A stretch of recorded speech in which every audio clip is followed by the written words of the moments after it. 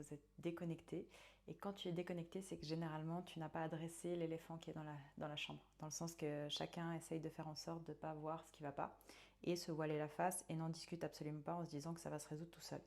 Il n'y a rien qui se résout tout seul, surtout pas dans un couple. En fait, il faut adresser et avoir des conversations difficiles avec la personne que tu es. Si tu l'aimes vraiment et que cette personne est là pour construire avec toi, ben, vous allez construire ensemble, dans le sens que vous allez adresser l'éléphant et faire en sorte que ça marche.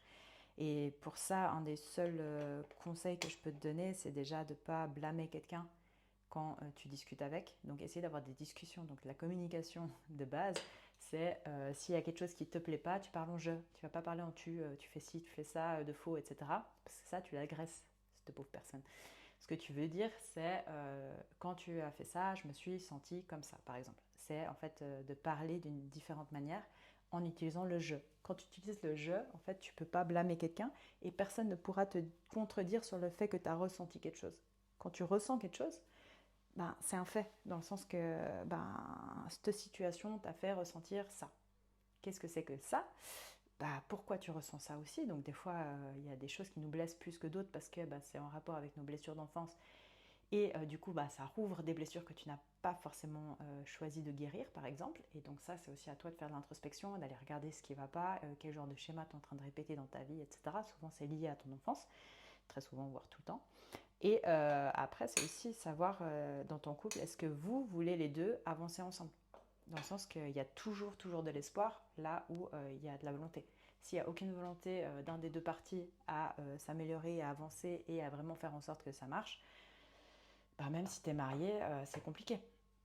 Dans le sens que le but d'un mariage, c'est d'être deux et d'avancer dans la même direction. Mais après, si vous arrêtez de vous poser la question où est-ce que vous voulez aller, et puis de vous arrêter en fait de prendre soin chacun de vous-même, il y a Jim Rohn qui disait un truc, c'est je vais prendre soin de moi pour toi, prends soin de toi pour moi.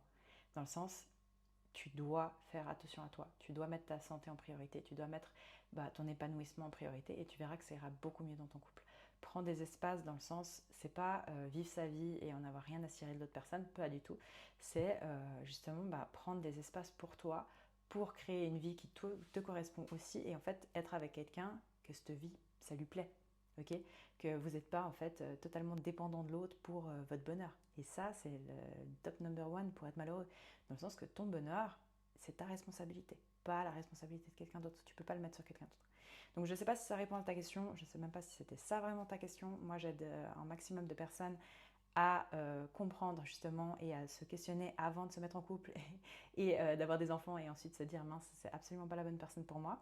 Une bonne personne, c'est quand même quelqu'un que tu choisis. Et il y a 70% des divorces qui sont demandés par les femmes.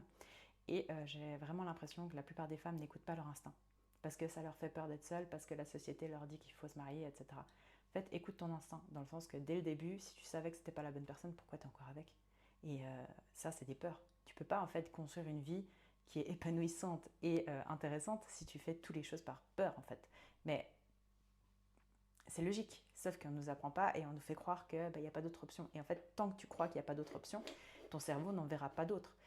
Je suis pas en train de dire trouve quelqu'un d'autre et laisse ton mariage de côté du tout. Je pense qu'une fois que tu es marié, franchement, c'était un choix, c'était le plus gros choix de ta vie. Maintenant, à part s'il y a vraiment des red flags qui sont énormes, tu essayes de faire en sorte que ça marche.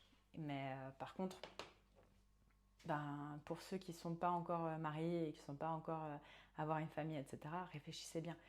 C'est pas vous n'allez pas pouvoir prédire quelqu'un dans le sens que vous n'aurez jamais un 100%. Un partenaire de vie, c'est pas du 100%, ça n'existe pas. Parce que même la personne de tes rêves, peut-être c'est pas ce que tu as besoin pour évoluer et pour ton évolution. Mais par contre, il y a quand même du 70% qui devrait être sur des fondamentaux basiques et qui sont solides. Si vous n'avez pas ça, c'est vraiment compliqué. Et un des fondamentaux, c'est le respect, la loyauté, c'est l'honnêteté, c'est l'amitié et l'amour. Voilà, j'espère que ça aide. N'hésite pas à t'abonner. Bisous.